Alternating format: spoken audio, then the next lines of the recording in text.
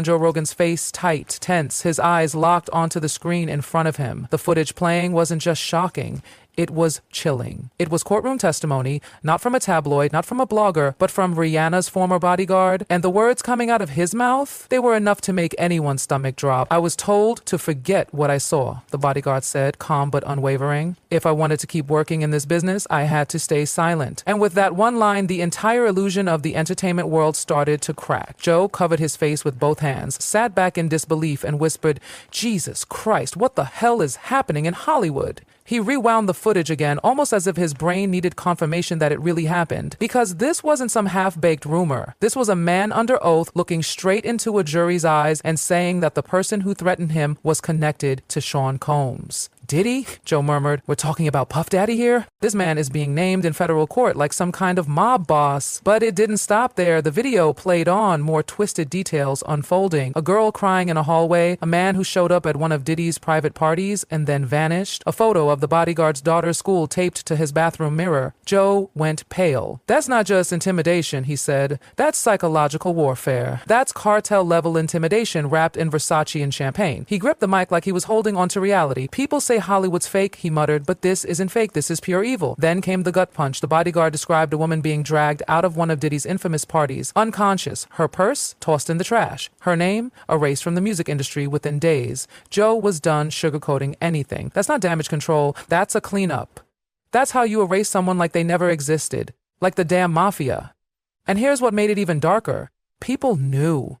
Oh, they knew. But no one said a thing, because they were either in on it or terrified to speak up. That's when Joe leaned in and dropped the line that hit like a freight train. "This isn't cancel culture. This is survival culture." The tape kept rolling. The bodyguard testified, "I saw Diddy hand an envelope to a driver and say, 'No one hears about this. Understood?'" Joe banged the table. "That sounds like an executive order. That's not a pop star move. That's a kingpin move. That's a man who's not worried about consequences because he's used to being untouchable." Then he said the quiet part out loud. "How many of these parties happened? How many people never made it home? How many girls thought they were going to a VIP event and ended up in a nightmare?" The silence that followed was suffocating. Joe brought up Epstein. "Remember how everyone called it a conspiracy until it wasn't? What if Diddy's empire is another version of that, just dressed up in beats and bling?" Then the bodyguard's voice pierced the silence once more. "I believe Julian died that night, and I believe Diddy knows how and why."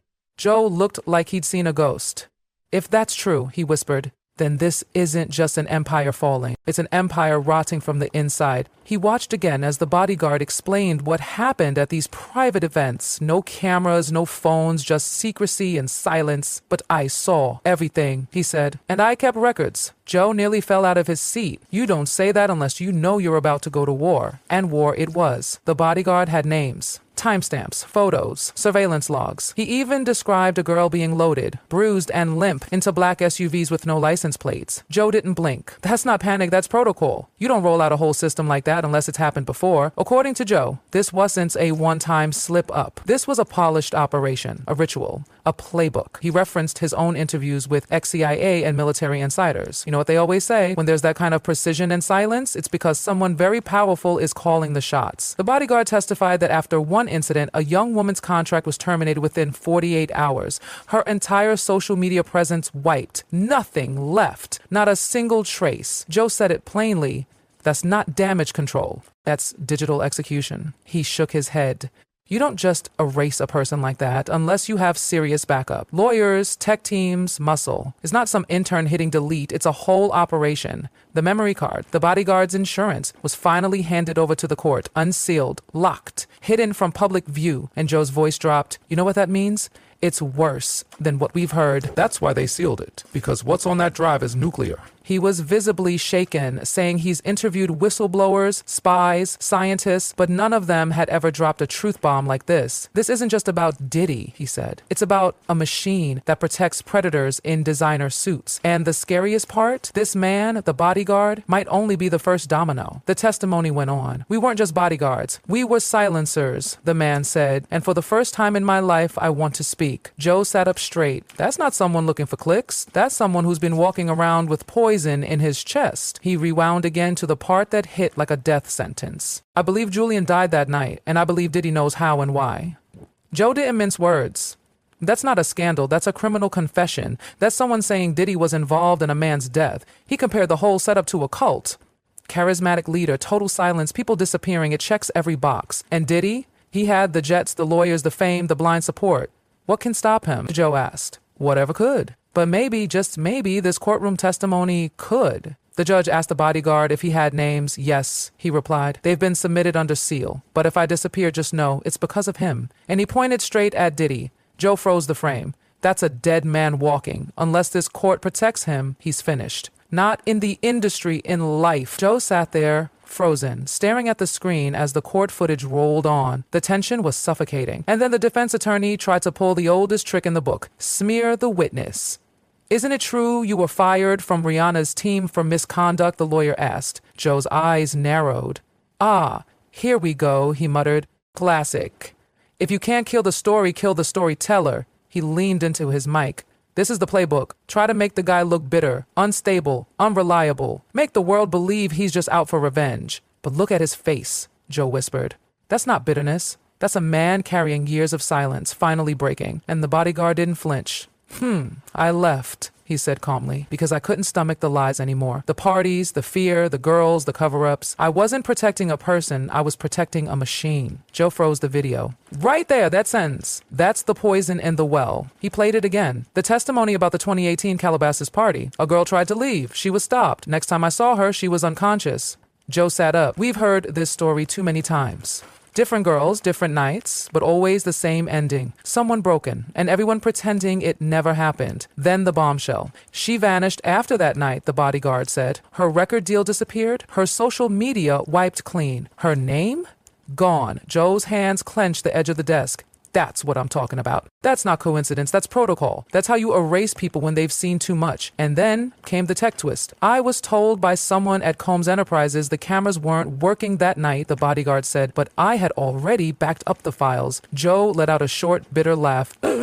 That's it. That's the slip up. That's where the empire starts to bleed. Because they never expected someone from the inside to keep receipts. And that memory card, that wasn't just evidence. It was his bulletproof vest. Joe locked eyes with the camera. That card is why he's still breathing. Then the voice of the bodyguard returned in court. I lost friends. I lost work. I lost my life protecting these secrets. And now, I don't care anymore.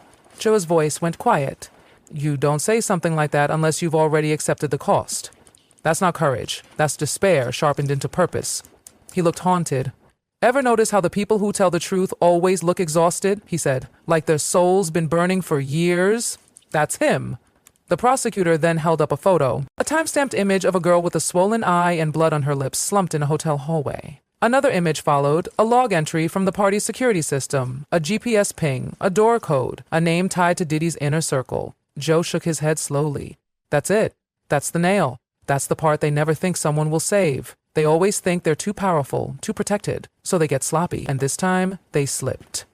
You know why NDAs get tossed around like party favors? Joe asked. Because it's not about protecting innocence. It's about buying silence. Then the prosecutor asked, did you keep these records to use them one day? The bodyguard replied, I kept them because I knew they'd come for me.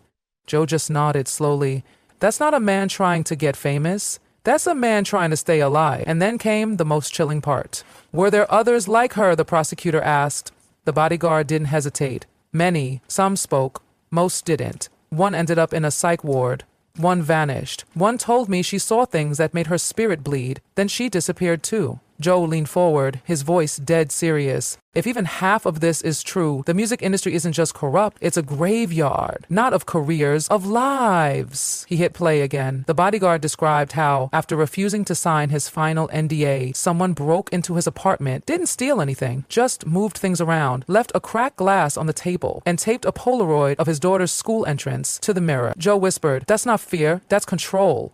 That's how they keep you from speaking, not with lawyers, with your kid's face. He stared into the camera with fire in his eyes. This isn't just about Diddy. This is about every enabler, every silent partner, every handler who helped bury the truth. They all need to be asked, what did you know, and when did you stop caring? Then came the moment that made Joe stop breathing. The judge, shaking slightly, accepted the evidence drive into sealed review. No one in the courtroom moved. No one breathed. "This isn't a scandal," Joe said. "It's a reckoning, and I don't think it's done. I think it's just beginning." He looked like someone who just had the last piece of the puzzle handed to him, and he hated what he saw. The video cut to the defense attorney's last desperate jab. "You were dismissed, correct?" "No," the bodyguard replied. "I walked away because I couldn't stand the smell of the lies anymore." Joe hit pause again. "That line," he said softly, "that smell, that's what hell must feel like." He rewound to the part where the bodyguard said it again. "I believe Julian died that night, and I believe Diddy knows exactly how and why." Joe slammed his hand on the table, not in anger, but in total disbelief. "You can't pretend this is celebrity gossip anymore. This is death. This is a man saying, if I disappear, remember this moment." Then Joe paused, eyes locked into the camera. "You know what makes this even more dangerous? He's not emotional. He's done. And when a man's done being scared, the powerful start shaking. He didn't this moment.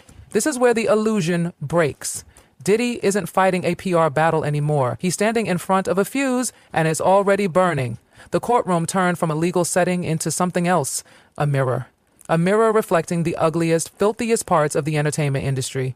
And everyone was finally being forced to look. The prosecutor asked, "Do you have more names?" "Yes," the bodyguard said. "I've submitted them under seal. But if anything happens to me, just know who was responsible." Joe let it hang in the air. He didn't move. He didn't blink. Because this wasn't just the unraveling of Diddy's empire. This was the start of something bigger. The judge's final words rang through the courtroom. "This testimony will be sealed for now. Court is adjourned." Joe whispered, "Sealed? Of course it is. Because if the world saw what's in those files, Hollywood would catch fire." And then he said the line that might haunt everyone who watched. "This isn't just a system of fame. It's a system of silence, of fear, of power built on the backs of the broken." Diddy wasn't the first, but he just might be the first to fall publicly. And as Joe sat in silence, the final frame faded to black. But nobody watching could look away.